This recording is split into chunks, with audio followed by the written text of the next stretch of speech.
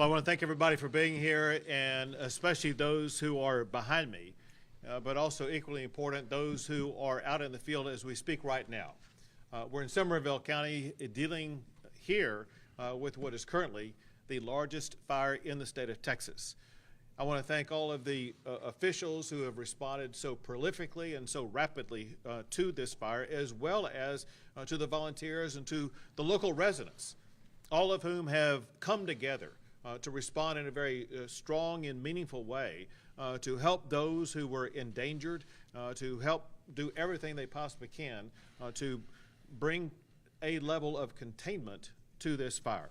I do want to thank, in particular, Somervell County Judge Chambers, Somervell County Commissioner Jeff Harris, Precinct 1, Somervell County Fire Chief Brian Jones, Somervell County Sheriff Alan West, Hood County Judge Ron Massengill, who is dealing with a smaller fire themselves right now. And I want to thank Senator Brian Birdwell and Representative Shelby Slauson, as well as many state agencies that have been involved in the response, including the Texas Division of Emergency Management, the Texas A&M Forest Service, the Texas DPS Highway Patrol Major Jeremy Sherrod, and Texas A&M AgriLife Extension Brian Davis. There have been a total of about 38 agencies that have responded to this fire. The first to respond was the Somervell County Fire Department, and then they were followed by various state, federal, and local government agencies. We also want to bring you up to date on some important numbers where we stand today. The best news is that no lives have been lost, and so we commend the way that the community has responded. The people who were perhaps in the area where the fire struck. You know, you can face a fire and see that your property may be lost, but the most important thing that you have is your life. And so we are so proud of the way that people have responded to this fire in a way that has eliminated the loss of any life whatsoever. We have 2 confirmed injuries, both of which are categorized as minor. The estimated number of acres burned is 6,705, and they are working constantly to bring that under greater containment. There have been 60 homes evacuated, about 40 homes that were threatened, 16 homes that were destroyed, and 5 that were damaged. There has been a shelter that has been opened to help the families who were affected by this at the Somervell Expo Center. It's my understanding that at this time there is nobody remaining in that shelter, and as of tonight that shelter will be closing. That shelter has also been the location not just for people, but also for pets and livestock. Much of that livestock has been returned already to the property where it belongs, but there's still more to be done. There are, however, people who are in need of support, people who have lost their homes, people who have lost their belongings.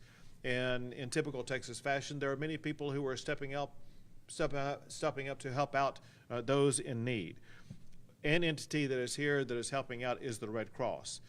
If anybody wants to make a donation to assist those in need, it can be done at any First Financial Bank branch, and it would go to the LDO Relief Fund. LDL. I'm sorry? LDL. LDL. I'm sorry, the LDL Relief Fund at the First Financial Bank branch, any of those branches. There's a, as I mentioned tonight, the shelter is going to be shut down. Up until midnight tonight, however, at the Expo Center, they are still receiving donations of things like, it could be cash, it could be clothing, it could be whatever you want to donate. And the last minute when that can be provided, any type of those donations, would be at midnight tonight. Let's see. One thing that's going to be happening is as people return to their homes, is damage assessment. Once it's safe to return, if you have insurance, you need to make a claim as quickly as you can. Then use the Texas Division of Emergency Management self-reporting damage assessment tool. It's called ISTAT, and it can be found at damage.tdem.texas.gov. Again, to self-report damages that you have sustained because of the fire, reported at damage.tdem.texas.gov. We had a meeting and briefing before coming out here, and it's clear that there have been people who've been working around the clock ever since the fire began to extinguish it, to save property, to save lives, to save power lines, and they've been remarkably effective at achieving their goal. And I want to thank all of them for stepping up and doing what they've done.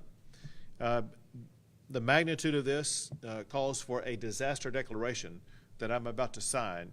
This disaster declaration will add 10 counties to the 73 counties that I've already made a disaster declaration for, to make sure that every tool, every strategy, every unit of the state of Texas will be available to help respond to the people and the communities affected by this disaster.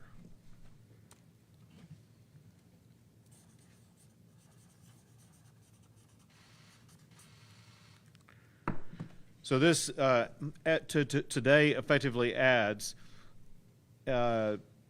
Somerville County to this disaster declaration.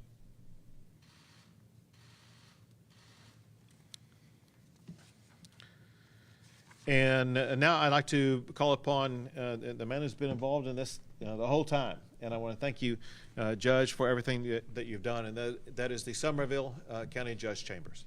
Thank you very much. Thank you for the declaration. That'll help us. I'd just like to take a few seconds to thank a few people, if you don't mind. Please. It would be all the Somerville County employees, all the Somerville County residents, City of Glen Rose residents, everybody that has came out. It's been an outpouring. It's been unbelievable. All the donations, the volunteers we've had at Expo Center.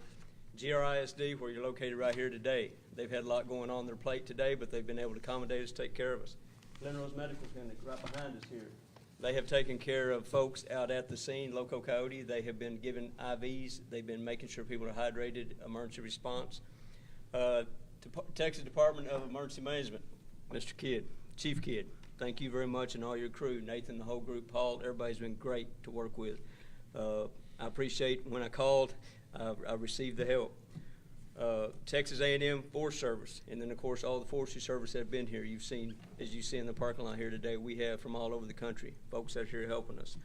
AgriLife groups been here with us. There they are right there. They've been helping us with animals, animal control. The Southern Area Blue team that came in, Mark Morales, he's been heading that team up. Another great team.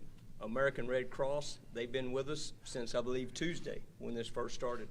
Texas Animal Health, I don't see the commissioner here today, but they've been here also helping us with, and very fortunately we didn't have very many deceased animals, but we did have a couple we had to take care of. They were there to help us with it. That is all, and I'm sure I missed someone. I apologize, but Somerville County and the folks and residents of Somerville County cannot tell you how grateful we are for all the help and the outpouring of help that we've received during this time. Thank you very much. Thank you. And now the Chief of the Texas Division of Emergency Management, Nim Kidd. Thank you, Governor. First, I want to send my thoughts and prayers and wishes to the families that have lost their home. That loss has got to be devastating. And we will work with our volunteer partners and agencies to no end to make sure that you can help rebuild your homes as soon as possible. Second, I've got to thank the local officials here, Governor. I mean, it all starts, the leadership at the top, the county judge, all disasters are locals.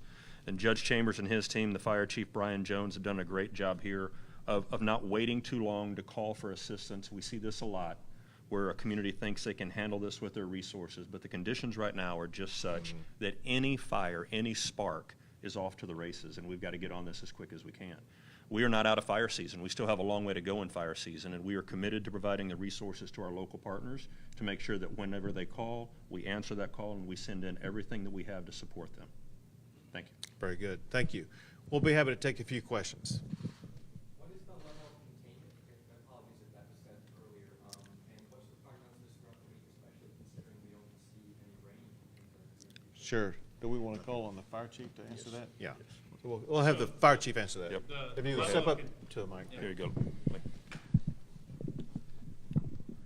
The level of containment is at 10% currently, but that's a conservative number. We can expect that to raise throughout the next couple days. So we do have a lot of dozer line around this fire, but still some heat on the line. But much of the fire has been lined. I want to add a little bit to that.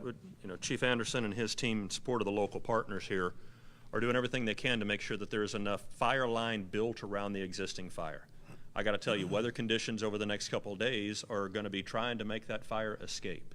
But the local firefighters that are here on the ground and the support will do everything they can to keep it inside the current perimeter. Yes, ma'am.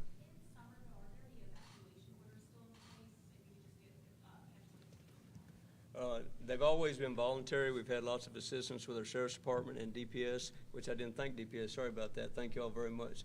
Evacuating, there are no mandatory evacuations in place at this time, and it's always been strictly voluntary. We've been very fortunate. We haven't had no fatalities.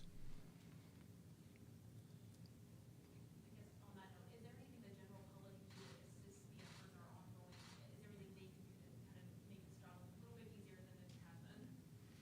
So, Governor, you want to hit that or? Yeah, go ahead. So I would say they have got to stay tuned and pay attention to the local officials. Listen, your local elected officials and appointed officials and responders here have done an amazing job, but do everything you can to stay out of their way. Again, the fire has a good line around it right now. We've got enough assets here to keep it inside that fire line, but at any given moment, we need to understand that weather conditions could deteriorate, or we could have a pop-out fire or another fire start. And I think that's one of the things that I really want everybody to leave here today with is this is not the only fire in town, not the only fire in Texas right now. And any new fires would only draw on existing resources. So everybody needs to be very fire-wise out there right now and do everything they can to keep from new starts from happening. In the state?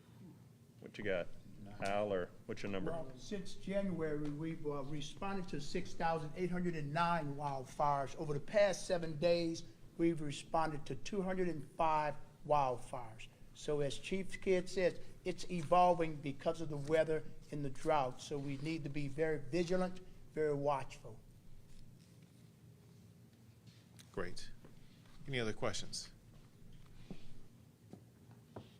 All right, well, thank you very much, but most importantly, thank you to everybody in this great community that has responded to this tragedy, trying to take care of things as quickly as possible. Thank you all very much.